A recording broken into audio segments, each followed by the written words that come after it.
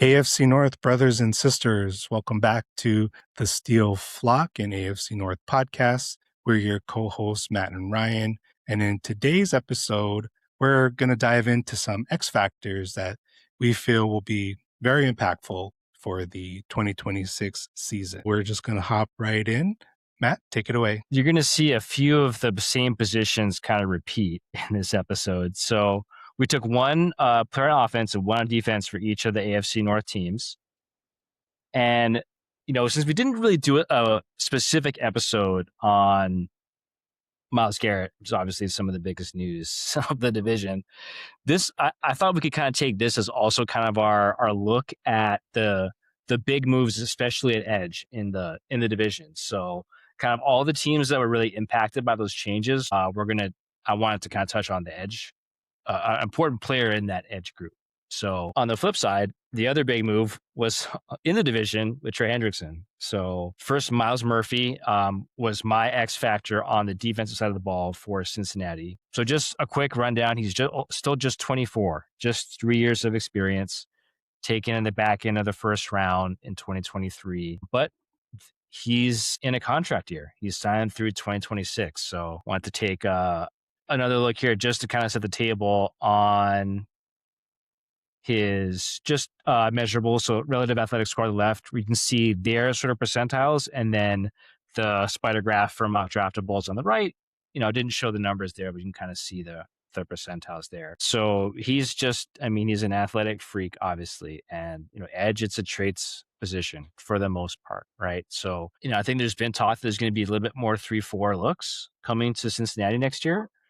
And, to me, that edge, both edge positions in a 3-4 are extremely demanding and require kind of like a unicorn skill set almost. So it really is some of these like athletic freaks that can fulfill all those different roles that might be needed. I mean, he's 270 plus pounds, so he can hold up against the run, and he runs a 4.53. He's going to be almost as fast as, at tight ends or even some wide receivers that you have to cover if he drops into coverage. So he's just really, really well equipped to, play a bunch of different roles in a 3-4, kind of preserve that element of surprise that scheme is, known for. And it's not just the different roles, but I think just the amount of snaps too, which we'll get into. So I wanted to kind of, inevitably we're going to get into some of the PFF ratings, which are obviously super polarizing, right? So, and we need the numbers for a foundation, I think, right? Rather than, we'd love to just be two guys talking, but it's good to have a foundation of the numbers. But I think to put some texture in it, I wanted to take JJ Fagie's cross shop on Twitter, Junior J, or a casual football fan, his Substack. I think it's the best defensive line analysis to kind of bridge that gap between X's and O's and like a lay audience, I think. So he did a super in-depth, I'll send it to you so we can link it, but a really in-depth look, and also charted, I think, all the defensive line snaps for the Bengals last season. And his number one, I would say, takeaway for people is that, along the defensive line, and particularly at edge, there are different roles and they're not created equal, right? We had this move to, maybe 10 years ago to collapse all the different positions to this thing, capital E, capital D, capital G, capital E edge, right? And that was, helpful in a lot of ways, I think, but we do kind of lose the texture of, okay, the different roles that those positions play, which are meaningful, right? So he charted sort of the different roles for an edge, right? You might be, just basically a contained player. Like your job is to just not let, either on a run play or on a pass play with a mobile quarterback, anybody get, off the edge. Obviously, that's a huge part of the position. It's the name. That's how we renamed it, right? But, we also have, stunters. We have, of course, the actual player who's being set up to win, right? So he just kind of eyeball, okay, what are the different roles and what are the win rates that these players get in different roles? And it's like, you can tell from the way they line up, the way they react off the snap, what your role is. And if you are the contained player, your expected pressure rate, your expected win rate is super low, because that's really not what you're doing. You're not giving yourself any kind of advantage by being, you might look slow off the snap, but you have to manage oftentimes multiple gaps and, keep that integrity. So, Miles Murphy, wore a lot of different hats in the beginning part of the season. And, he's a good power rusher, like you mentioned, he's also a good containment player. He's also a really good stunter. He was well above average in all of those, every role that he played. But after Trey Hendrickson went down, he became the guy that they would set up for these rushes. And of course, his win rate spiked, as you would expect. It wasn't that he just figured it out as a pass rusher, but they changed his role. But, it's important to understand that he's also really good in that winning role. So, I wanted to kind of set the table with that too. And after saying all that, the emphasis for him to win last season, I want to take a look kind of back through history.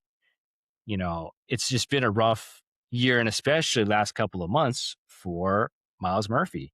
And last year, well before, earlier in the first, they drafted Murphy, they drafted Shamar Stewart, who is kind of a similar player. He's like a size speed project, with not the best, technique or hands, but, just wins with athleticism, right? Obviously, he has kind of a lost season, but in just the last couple of months, they signed Boye Mafe on day one of the tampering period for $20 million. Like, he was clearly a massive priority for them, and he's going to kind of probably play that versatile edge role where he's going to be dropping into coverage more than the other guys, probably. But still, I have to think it's not positive for Murphy that they made that such a priority. And then they take Cassius Howell, the next month, 41st overall. So not a first round pick, but really, really high, obviously. And then a week later, they decline Miles Murphy's 5th-year option, which is $15 million. That's, to me, when you've got, Will Anderson making like 40 plus million, 15 million to me is not a lot for a guy who invested so much in developing. So, clearly, I think he's got a right to feel a little bit, disrespected in that, to a degree. And it also just is just weird to me, just given how much they relied on him last year. So again, his versatility means that he's called on for all these different roles. 63% snap share. That's more than any other guy in the unit. But it's spiked. If you just look at after the Trey Hendrickson injury, it's 77% of snaps that he's playing. So he's playing a huge amount of snaps at 270 pounds. So yeah, I mean, it's weird to me that this is not just looking backwards. I still think that with all the changes that they've made, he's still going to lead the position group in snaps. But after running through that, what do you think, Ryan? Do you see him taking a step back in terms of his role, or are they still gonna, despite declining the option, kind of lean on him next year? It'll be real interesting to find out what happens. It's like he performed, he was used in so many different ways, and being that type of end player where you need to be able to assess what the offense is doing very quickly, whether you need to contain for the run, contain for the mobile QB. There's just a lot that goes into that position, and they just used him all over the place. And I I would feel disrespected too, if my team went ahead and prioritized basically 3 edge players. And so I don't know what's happening behind the scenes that they, as in the Bengals, would feel like they need to do that.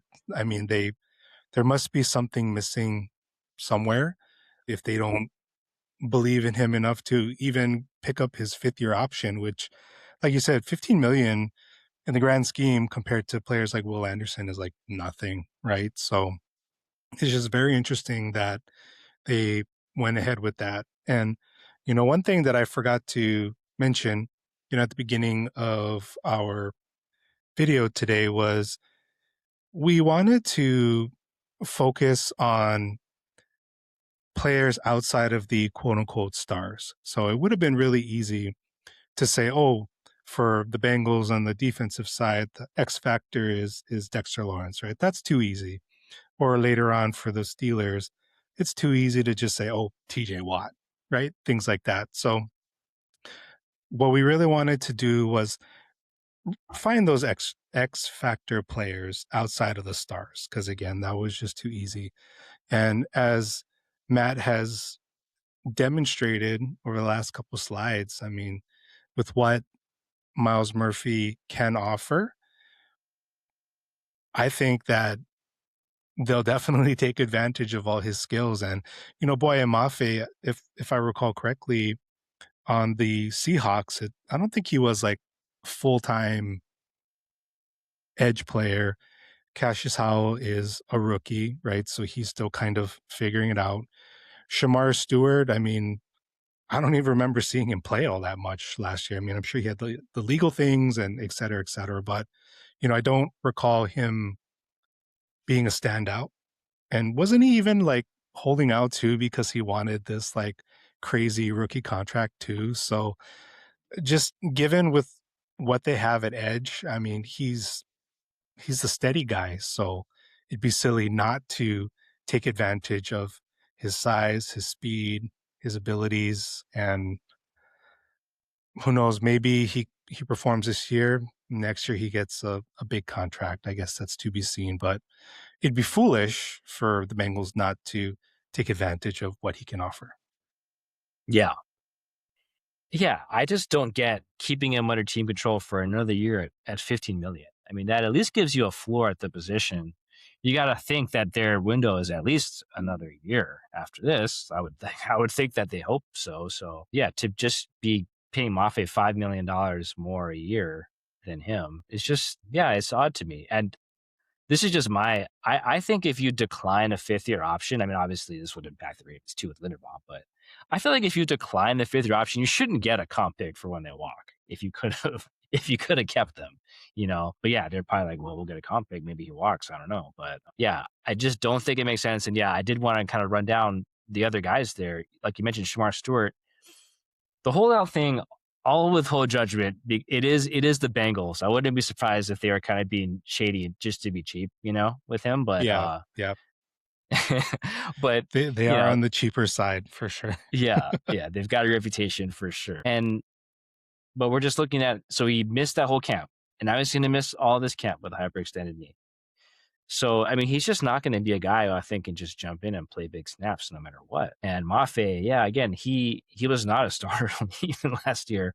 And now you're expecting him to play an even more diverse role than he did in Seattle and way more snaps. That just seems a little bit dicey to me.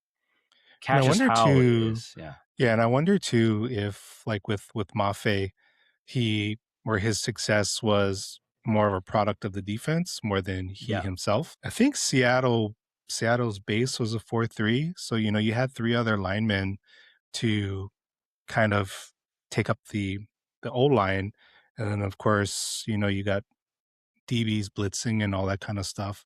So if you're moving to like a 3-4, I mean, most likely he'll be like a outside linebacker edge kind of role. But is the defensive system in Cincinnati the same or even 80% of what Seattle has? Hard to say. So that's something that I thought of too. Is often players will have success as a product of the system, and then once they go somewhere else, kind of fall short.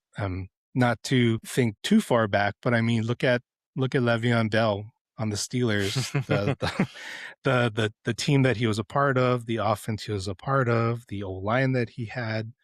That's how he ended up, being so successful. And then he goes over to the Jets, where they lack all of that, and he just didn't do poorly, and was out of the league very quickly after that. So I think the same thing applies to the defense as well, where if you're just not in the system built for your skill set, you might struggle a little bit.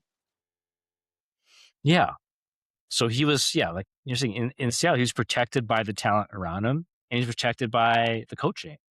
And, when you have a part-time player, okay, he graded okay in the very narrower role that Mike McDonald had for him. But if you're going to think that you're going to, have him play almost every snap, for you in all these different roles, I mean, the D line is pretty good in obviously in Cincinnati with Dexter Lawrence. Like he'll be Yeah, protected a little bit there too on the line, but overall, I think there's just a lot of unknowns there, particularly for a guy that you're going to be relying on, based on his pay, way more than Murphy. Even though, yeah. again, I think I wouldn't be surprised. I think it's more likely than not that Miles Murphy leads the team in snaps again. Yep. Um, Yep. Durable too. He's so big, yeah, so that'll also help as well. yeah. And Cassius Howell, I mean, they've invested a lot in him, and I guess they want him to be that more outside linebacker type. But again, he's just tiny. I just think there's so many unknowns with him. So again, just looking at his reason why I wanted to pick him as the X factor too is like just kind of taking the temperature. I mean, obviously the big film watchers know a little more, but I think the casual Bengals fan, I think they thought the book was written on Miles Murphy after his first year or two, and they were just like, yeah, he's a bust, blah blah blah blah blah. And they haven't seen how much he's developed over the past, particularly the past year, and stepped into that bigger role. So. Again, I think that he is kind of that, part of that X factor. And if you kind of can see here, you know, no forced fumbles, but he did get 6 TFLs last year. And Sports Info Solutions has him at, a 13.7 pressure percentage, which as we mentioned is role dependent, but it shows that he can kind of step into that role, given they did spend a big bunch of the year with a lot more different things on his plate than just rushing the passer. So yeah, I think I think that's kind of what I had for Murphy. Yeah, I mean I like what they've done with the room. I think this is a really smart way to sort of hedge on Hendrickson and move on from him, with the exception of I would have taken that fifth year option on Miles Murphy and kind of just see what we can build this year. But yeah, what do you think? I mean, is this going to be a defense that is scary next year, or what do you think? I think the front seven will be intimidating, in particular the line. With the Ravens, Pittsburgh to a certain degree, and of course the Browns, the old lines are not what they used to be. And so when you have someone like Dexter Lawrence, Miles Murphy, Boyamafe, and all of those guys, applying pressure up front, it's going to be a tough sledding for the other three AFC North teams because their O lines are just not either developed, they're not cohesive yet because they're all brand new. In the case of the Ravens, I don't even know who's kind of really starting in terms of the entire O line, right? So I think the front seven will be probably better than the secondary. So a lot of it, I think, will fall back on, of course, the coaching as well to see what they can implement with the new people that they brought on board. And I mean, Dexter Lawrence is a beast, I mean, it's going to be tough. And especially if he's commanding double, sometimes triple teams, then that's where all the other linebackers and linemen step in to cause some havoc. So totally could be, I guess, just overall, I think the Bengals defense might surprise some people, this coming year. And Yeah, not that I'm overly excited about that as obviously a Steelers fan, as I'm sure all the other AFC North teams probably feel the same. But I wouldn't be surprised if they catch us off guard this year and outperform expectations. yeah, yeah. I mean, what they can do with Dexter Lawrence as a pass rusher. Well, yeah, one thing I forgot to mention, at least from PFF's charting, it seemed I thought Miles Murphy kicked inside logically more than he did at 270 plus pounds, but it's actually Joseph Osai who was a kind of kick inside player. He's one of the smaller guys of the bunch at 250 something pounds. So, if they find that element to Murphy's game next year, next to Lawrence, I mean, that could be really having him inside, and if any of the other two guys are simple on the outside, that would be a pretty scary third down package. Yeah. Yeah, agreed. Okay, moving on to the Browns, we have Malik Collins as our X factor for the upcoming season. A little bit on the older side. He's 31, 10 years of experience. 2016 seems like so long ago. $10 million. And then, I mean, this is a contract year for him. So he's definitely got some work cut out for him. Yeah. So what we have here is we have some of his stats, just like we did with some of the other players on our list. And It's again his he was drafted 10 years ago. He's a big guy. I mean, Yeah. you definitely want your tackles being a 3+ down in front. And so just some of the notes that we took on Malik is that he's a high level interior pass rusher. He primarily attacks the 2-eye-3 technique, and what is special about him is his quickness. He's has excellent technique and exceptional lateral movement. And so what we've seen is he's excellent at attacking across an O-line's face with inside moves and, just powerful hands and a really good spin move. And he does a real good job at a setup and stack, rather than relying purely on athleticism or power. And he's particularly dangerous when he gets that leverage against the offensive line. What we also saw is his strength really is more so in pass defense, rushing the quarterback versus the run defense. But that's what Mason Graham is for, as the two tackles up front. They do a lot of stunts. They really complement each other in rushing the quarterback.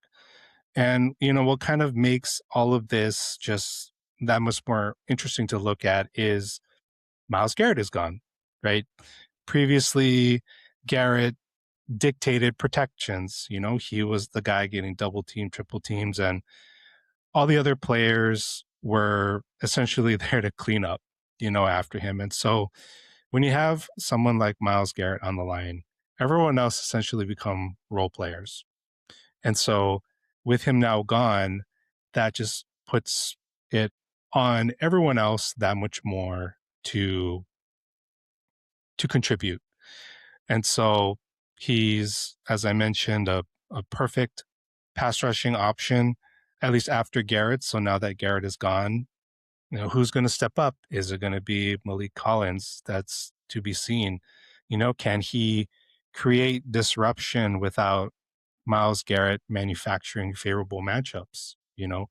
That is something that we had thought about with Alex Wright, but he got injured. And so uh, we can forget about him at this point. So, and that's that's just a darn shame. But kind of like what we've talked about in the past in other episodes, what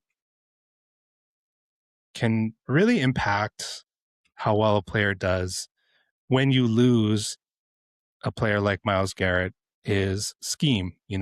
Cleveland just may have to deliberately scheme one-on-ones and advantageous angles for Malik rather than having them happen naturally because everyone is just so focused on Myles Garrett. Matt, what sure, kind of covering that a little bit. How do you feel about Malik now having to take on this bigger role, given the good qualities that he has? Yeah, because everyone along the defensive line, that it is, at least in the pass rush, it's kind of one unit, right? Obviously, on rundowns, the gaps are different, but even though obviously he's doesn't play the same position as Myles Garrett, like he is like their second best pass rusher probably at this point after Verse. So it seems like he's shown glimpses of it, Malik Collins, of how good he was as a pass rusher, but this was like the first year where he was like elite. And it's the only year he played under Jim Schwartz. So like I think he knew how to use him, right? So I think, with all that they did to set up Myles Garrett last season, I think they're obviously going to have to lean even more into setting up Jared Verse, but also on the interior, they're just going to have to use, I think, those other role players to set up Malik Collins for his pass rush too. I think they just don't have a difference maker other than those two guys really at any spot on the line or on the depth chart. So, we sort of started this evolution of, okay, he's going to just mostly just be this pass rusher who doesn't have to worry about contain or anything else. And I think they're going to just have to lean even more into that. Because yeah, he's only making like $10 million, which is weird to me. He's had an up and down career, but it just feels like after the kind of big defensive tackle salary spike, like when like Nadi Madubuike on the Ravens and all those other guys got the big contracts, that the floor had just gone up for a DT like Collins, but they were able to get him for a pretty good deal, and he has just such a valuable skill set, even if he has obvious like limitations against the run and stuff like that. So yeah, I mean, I wish he wasn't rehabbing his own injury right now. I guess that's the other big X factor that isn't really fun. We didn't really want to highlight too much the will he come back from injury being an X factor, because that's just something we don't really know. But yeah, I don't know. What do you what do you think, Ryan? Yeah, I mean, ultimately, Malik Collins, he doesn't need to replace Myles Garrett. That's an unreasonable expectation for any one player, right? And so Cleveland just really needs to focus on replacing Garrett's production and disruption collectively. And this is someone who is capable, and it'll really just take an effort on the coaching staff to plan things appropriately, to if now, because they don't have that pure dominant rusher to the level and status of Garrett, are they going to have to do a little bit more disguised blitzes and like all different kinds of stuff? It's again,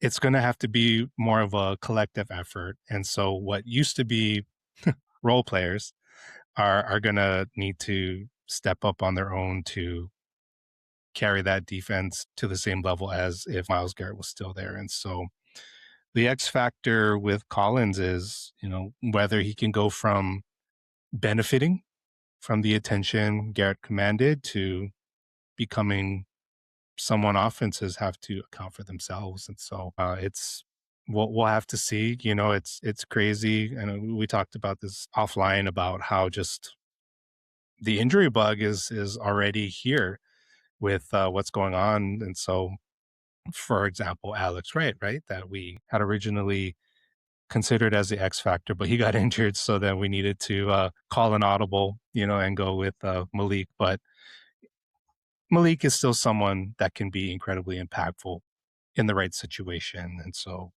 we can hope, the Browns fans can hope that they can get it figured out with Malik Collins and Mason Graham as a rookie. I mean, he did really well, right? And so when you got those two big boys up front, I mean, you can do some real damage. And we've talked about this before, how practically all of the AFC North teams' O lines are not elite themselves, right? And so when you have potentially disruptive D tackles, and I mean two of them even, it could really just halt some offenses. So I think that Collins has the potential, and we just see if now he can live up to that.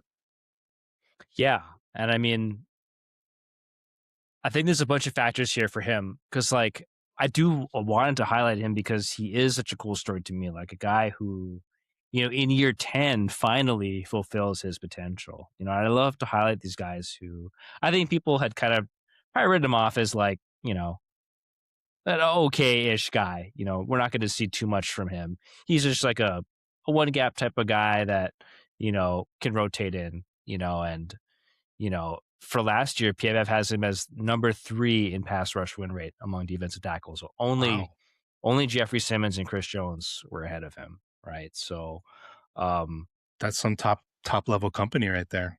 yeah. So, the question is obviously, can he wrap this up? Like, it's cool that it took that finally in year 10, he's getting put in the right spot with the right coaching and the right role. But, can he expand that role in year 11 of his career, or is he just kind of too old to really take on more of a snap load? And at this point, I think is the big question, because yeah, we'll see what. Age is undefeated, especially in professional sports. So Yeah, yeah, yeah. I mean, you don't But have yeah, too many guys getting up to 40 plus. yeah. I mean, one of them is on the Ravens, so And the with others on the Calais. Steelers, right? Yeah, and the Steelers, yeah, Hayward. So maybe he's their guy. Yeah, yeah, yeah. But yeah, I wanted to highlight too that even last year we kind of maybe saw a little bit of the seams coming apart a little bit where his missed tackle rate is really bad. I wanted Yeah. to put all three of kind of the top, I think, scouting, whatever analytics sites. Like PFF has him as the worst, actually, missing 6 tackles. Yeah. So 25% missed tackle rate. SIS only has him at 16.7, and Pro Football Reference only has him at 13.8. So not all of them were quite as harsh on him, but those are really bad rates for an interior player where like your expected missed tackle rate's lower than like a Should be covering the very edge or a low. DB. Yeah. Yeah. Yeah. It's Yeah. pretty bad. So, I mean, he has 33-inch arms. Like, his reach isn't bad, but, it just seems like, I think it's maybe they were already kind of starting to, again, give him some of the Myles Garrett treatment where they're not coaching him to be as concerned about gap integrity, you just worry about the rush, and getting to Hmm. the passer, finding that your best avenue. So I hope yeah, it's not one of those like he beats the O lineman and then just gets like juked out by the QB. yeah. I That mean, would, yeah. that's what I wonder with is funny to me with when we talked about Alex Wright, his pass rush grade from PFF is pretty high, but SIS looking at okay how their stat is pressure percentage. How often did you actually get pressure? It's only 7.8. So maybe that was a little bit of the story with him at 270 plus pounds. He just couldn't close the way that like a smaller pass rusher does. So No, for sure. For sure. The yeah. Browns, they're always an interesting group of players. And just it sucks to have one of those interesting guys, most interesting out of the picture with Alex Wright. And then no matter how you slice it, their pathway to being a good defense is definitely narrower now without Alex Wright and a pretty big snap share being put onto some lesser guys. So yeah, Yeah, because Alex Wright's snap share percentage, I mean, he was out there for like 70% or something like that. I think more like No, 60-ish. I think in the games he was 60-ish. active, Yeah, but they were important downs for sure. And yeah, the guys behind him were playing a lot less. So yeah, uh, yeah, yeah, it's gonna be dicey. Yeah. yeah, yeah. The Browns. So just cannot win sometimes. I know. Yeah. And I was kind of like, yeah, maybe the defense gives Todd Monken, a lot more flexibility, maybe. But yeah, it's looking like he's going to have a tough road to keep his job after this year, unfortunately. Yeah. Which is too bad. Yeah, the 1 year trial is not always fair, especially when you're given some challenges such as what the Browns continue to provide. Not sure if you watch House of the Dragon. I saw this short the other day. Do you watch House of the Dragon? I have, yes, but I haven't caught up on the last season. Yeah. But So yeah.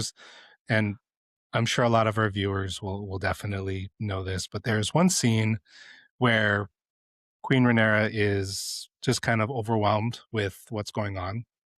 And so when somebody comes up to ask her a question and she's kind of had enough, her response was, I am awash with dilemmas and deficiencies. Let me get my footing and I will be right with you.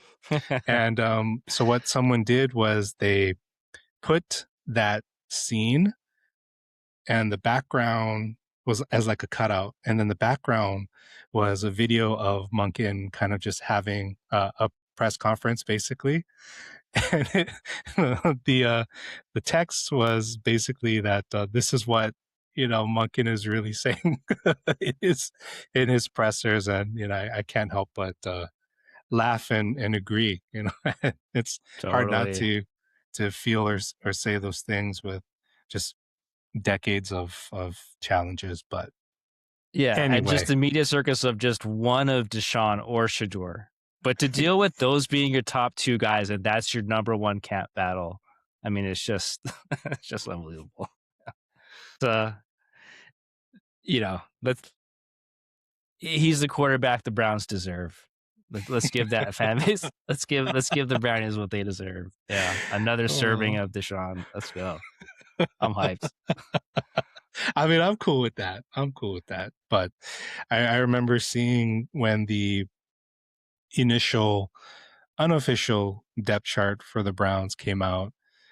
You know, they had all their starters, and then for QB1, it said Deshaun Watson or Shadur Sanders. That was the first time I've ever seen that, like on a depth chart, is so and so or someone else. Yeah, I mean that's what I saw. I mean, there's still some more time to go. That could always change, but because I didn't watch the last preseason game. I think he played anyway. I can't remember at It this was point. weird. But They split, and I think Deshaun actually came in second, but it was just kind of like they said it was arbitrary. But yeah, I mean, Tom Monken literally has like half a team. If you add up the dead money from Myles Garrett and trade and Deshaun Watson's total salary this year, it's like he barely has. He's got half the team is those two guys right there. I mean, and one of them's not there anymore. one of them's not there anymore, and one of them shouldn't be there anymore. So yeah.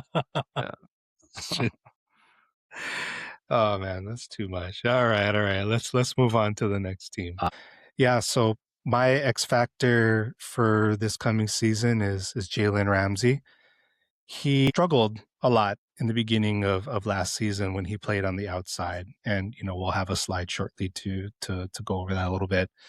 But when he moved to the safety position, world of difference.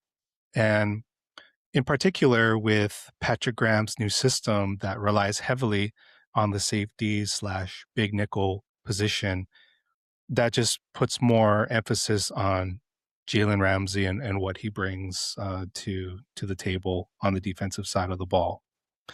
And yeah, 10th year in the league, so he's no young spring chicken already. He's making $24 million a year, so the dude is getting paid, so you better put in the work. And Patrick Graham, hopefully we'll use him to the fullest extent, but kind of like what I said, I mean, is Jalen Ramsey on the same level as, say like a Kyle Hamilton? No, but given his size and athletic traits, I think he'll fit in nicely as that big nickel/safety role. And so, yeah, you can see here that he's got the physical traits, right, to do very well. I mean, I think we all remember when he was in Saxonville way back when. And I mean, he was a complete shutdown corner. And then I think was it the Rams that he went to? And, he continued his success as a corner there. I think age ultimately catches up to you, and just that quickness, the change of direction, skills, all that just deteriorates with age. And so with what he currently brings to the table, I mean, he still brings, again, the physical traits, the experience, the vision, and all of that kind of stuff that just better aligns to the, again, safety/big nickel role that is really important in Patrick Graham's defense. And so just a little bit more info on that transition. So when he was on the outside, terrible coverage rating. I mean, it was abysmal. And the fact that Darius Slay was even worse is even more embarrassing given his career as a Super Bowl champion cornerback. But once Jalen moved to the safety position, like I said, just complete 180 in terms of what he brought to that defense. And so deep coverage was big. He didn't have to solely rely on his own athleticism to cover receivers anymore. He was more of like the backup, right, to those other athletic corners. And so being kind of like the last stop for those receivers was definitely more helpful than being that initial jam guy as he used to be, that shutdown man corner that he's just not anymore. And in that safety position, his tackle production also went up. He was able to kind of roam around the line of scrimmage, help more in run defense. And so all in all, just that move over to safety was what he needed to do to be the most effective. Yeah, I mean, my it's obviously the highs were never as high, but uh, you know, all pro Marlon Humphrey on the Ravens. I mean, it looks like we're not deep enough at corner for him to move over yet. But man, I mean, you talk about the fourth worst, he was the worst, and I feel like I see safety. I'm the rabbit waiting for Marlon to go to safety. If we weren't so deep there already, right? But yeah, it's you had a really great video on your channel, your main channel, about that whole transformation of the Steelers defense. And yeah, I mean, it's cool to just see a great name like Ramsey kind of rise from the dead when you're ready to write him off as a corner, and he's just like making plays all over the place as a safety. So yeah, I can only imagine, and with a full off season in a new role, what he can do rather than just kind of playing it by ear in a midseason, weeks or so worth of practice. So Yeah, absolutely. Absolutely. He'll definitely be a leader on the defense for sure. And he'll need to be. I mean, again, 10 years in the league, Pro Bowl defensive back. I mean, he knows what he's doing. And it's good to see someone kind of accept what they've become. He could easily have that ego, like, no, no, no, I'm a corner. No, no, no, no, no, no. I'm that guy. And I think it takes humility to recognize that, okay, I'm not that guy anymore, but I can apply my skill sets here. And of course, along with the coaching too, right? But I can apply my skill sets here and contribute more to the team. And we all saw what happened when he did that. So that was the right move.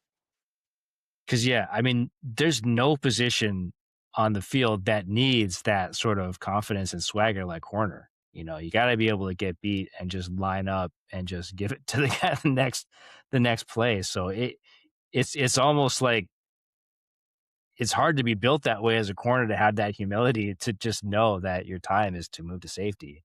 And for someone like him to do that, I think speaks really well to his character. So that's cool to see. Yeah. So yeah, we put the little detailed position graph or chart from PFF, so you can see that free safety number just start to spike. And looking forward, in the wild card, obviously it didn't have the best result, but that does kind of look like what the next season might look like, where it's not a lot of slot corner, basically no wide corner, big snaps at free safety, and big snaps in the box. So like a super versatile, but not man cover type of role.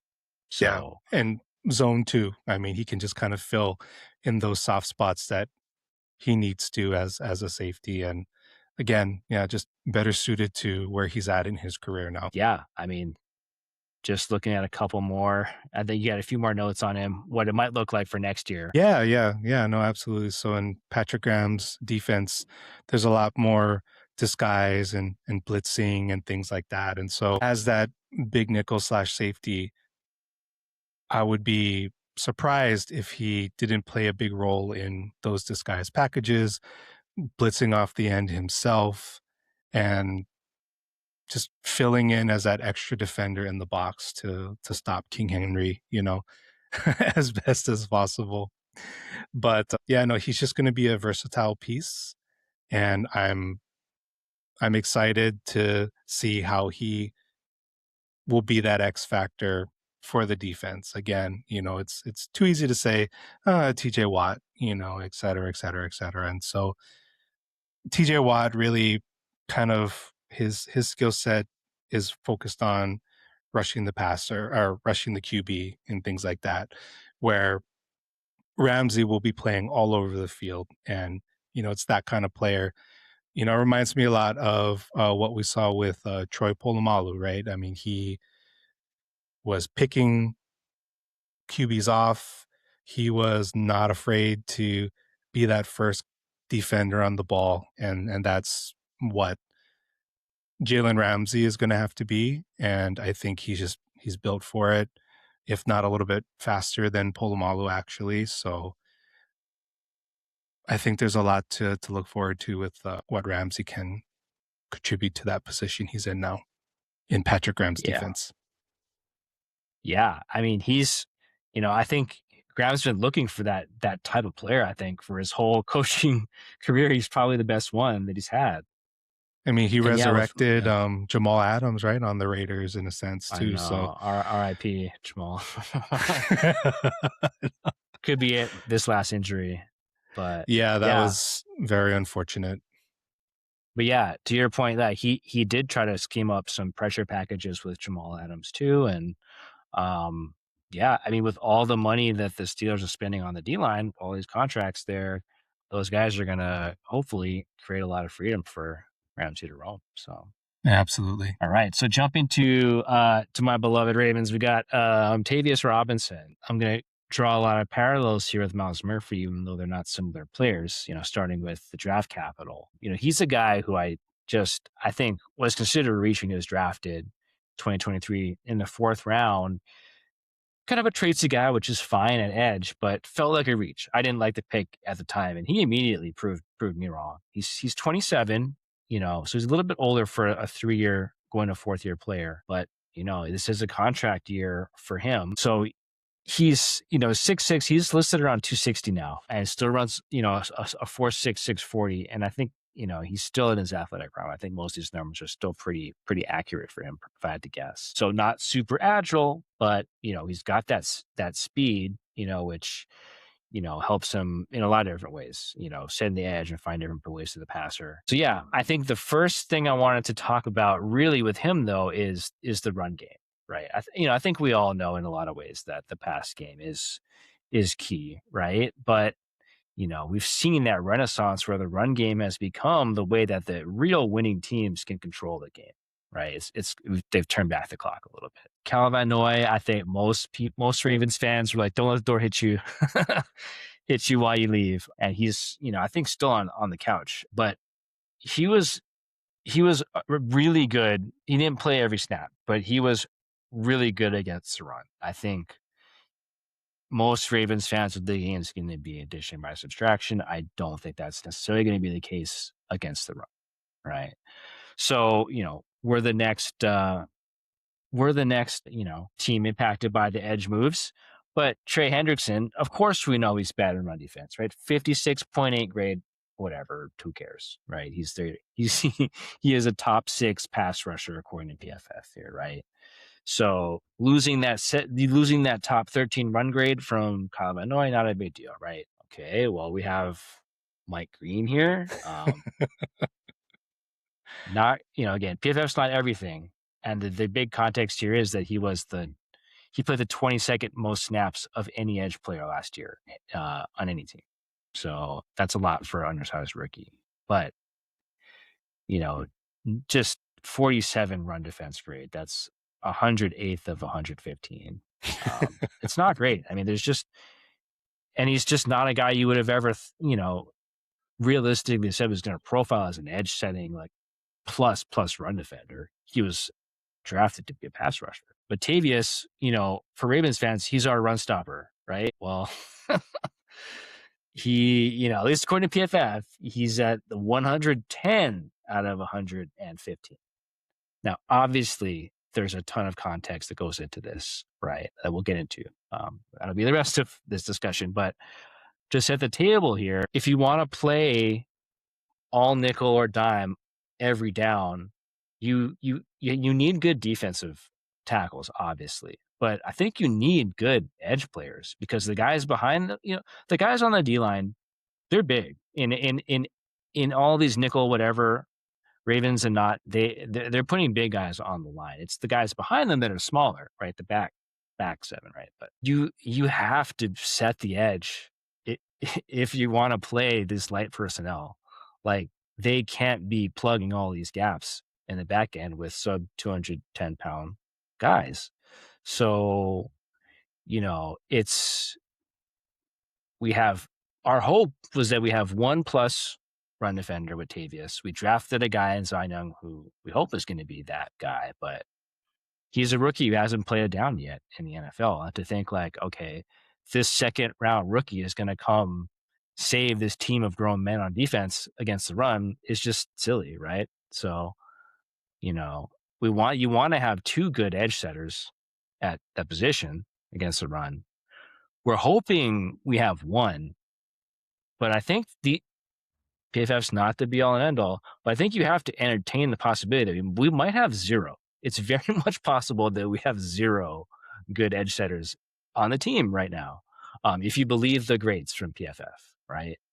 So that to me is why I wanted to put Tavius as the X factor, because everything it just all falls apart if you can't stop the run. It's football 101, right? You can't get those pressure packages that you want on third down if they can just threaten the run every time. So just to kind of again step back from the ledge on Tavius to kind of give the context, right? Thing I don't like about PFF is they don't grade the difficulty of assignment at all, right? So if Tavius Robinson bumps inside and is taking as a 2-gapping interior player at 260 pounds, that's graded the same as if a 300-pound guy was doing that same assignment. And he doesn't get any extra credit for that, right? So going back to JJ Figgy's cross chops kind of texture, he takes not just, we're familiar with guys bumping inside on passing downs from the edge position, but he bumps inside on early downs too, which is crazy at 260 pounds. So he's, a solid 2-gapper who can take on 2 gaps and he can take on double teams. So, that I think is the context of, those low grades, right? And so the parallel that, we always look at as Ravens fans is that he's like our new Jared Johnson, right? Same number. They're kind of those same like dirty work type of players.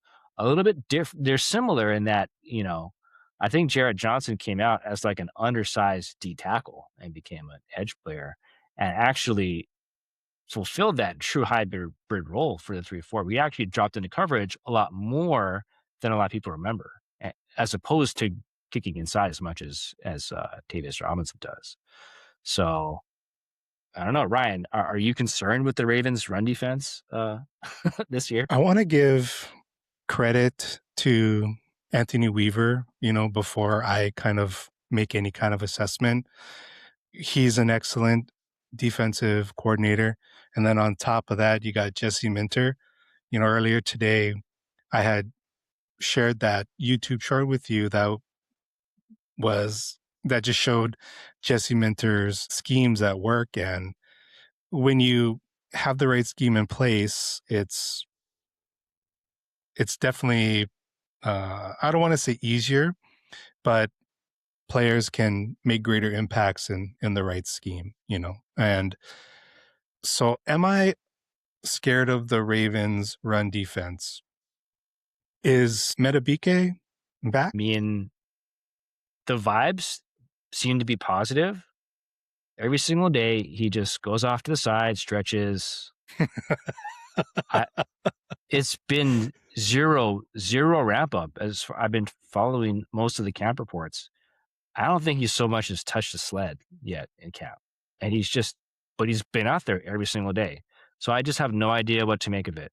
He has made 0 progress in terms of ramping up in all this time, but they seem cheery and good vibes about it. But I think it's very possible that he at least starts on PUP. So at least the first 6 weeks he might miss. I don't know. Yeah. And the Ravens also signed Calais Campbell, right? They brought him back. Yeah. Yeah, big body guy too. So my initial kind of gut feeling is Kyle Hamilton is probably going to have to be up on the box line of scrimmage, kind of very similar kind of role as Jalen Ramsey. But, you know, kind of going back to the Chargers, right? I mean, Jesse Minter didn't have any elite superstar players on that defense, at least none that I can think of off the top of my head. I mean, you got Derwin James, but in terms of like the overall defense, I mean, did they have 10 Pro Bowlers? No, they didn't, right? And they were able to do as well as they did. So I think I'll definitely have to give a lot of credit to advanced credit, I should say, advanced credit to Minter and Weaver for probably putting together an effective defensive system and scheme, but at least just based off of who is on the team right now, if it's just based purely on names, then run defense, I mean, Calais is he's on the older side, right? So I don't know how effective he still is. Metabike is who knows, and Trey Henderson is, he's great at pass rush, run defense is, so. And even according to the PFF grades, which, I think it's a helpful tool, but I don't think, like you said, it's the end all be all. And if he's able to set the edge and just kind of help control that line of scrimmage, at least on his side, then he will be that effective X factor that, I'm sure Ravens fans are wanting him to be. Yeah. I mean, he hasn't quite put it all together other than I think a few like pretty short stretches, but yeah, collectively, I think it's hard to say what we're going to get from Calais Campbell. That's a good one for you to bring up. I didn't include him in sort of the edge group here. I think he mostly plays interior now at this point, most likely. But yeah, he is definitely a floor raiser in terms of our run defense. Absolutely. Yeah. So yeah, I want to take a quick look and just kind of give some context. Like if we rewind to last season, I mean, part of the reason why they traded Owe was like, okay, Tavius is going to be the guy now. And then he immediately got hurt. So that's part of why the season went south, right? But when he came back, I mean, he played 73% of snaps in that, game that will not be mentioned against the Steelers. Mike Green played the next one was at 59. And before that, 74% of snaps at Green Bay. Next highest was Van Noy at under 50. And then against the Patriots, another must win, which they didn't win, 72%. Van Noy, again, no one else over 50%. So, of course, we brought in more guys, but I think just like Myles Murphy, a combination of how important he is against the run and his ability to kick inside. I mean, I think it's likely that he leads the team in snaps again at the position. And is he up for that? Is he going to, if he performs at that level as last year, maybe not, but just like with Myles Murphy, the snap leader is probably taking up, honestly, like 5% of the conversation. The total oxygen that's being taken up by every other new addition and stuff that we've had. Like some people are talking a little bit about him, but he's really not being talked about the way that the cornerstone of this sort of like run defense and even some of the pass defense is going to be. So yeah, fingers crossed on him because he's in a contract year, right? And he's never had the splash plays as we talked about, right? Well, that wraps it up for this episode. So I hope everyone had a chance to kind of learn, digest, and we'd love to hear what your thoughts are on who we selected as the X factors on the defensive side of the ball for our 4 AFC North teams. Is there someone else that you guys feel like would be better X factors? And again, try to stay away from the TJ Watts, the Dexter Lawrences, all those guys that are kind of like a given, a no duh, right, on how impactful they can be. So who is that extra piece that can really just push things forward? And so we'd love to hear what you guys think. We look forward to seeing you again on our next episode where we talk on the offensive side of the ball. Please subscribe to the channel if you want to keep getting these deep dives into the AFC North that we all love so much, brothers and sisters. And so with that, thank you so much. He's Matt. I'm Ryan, and we'll see you on the next one.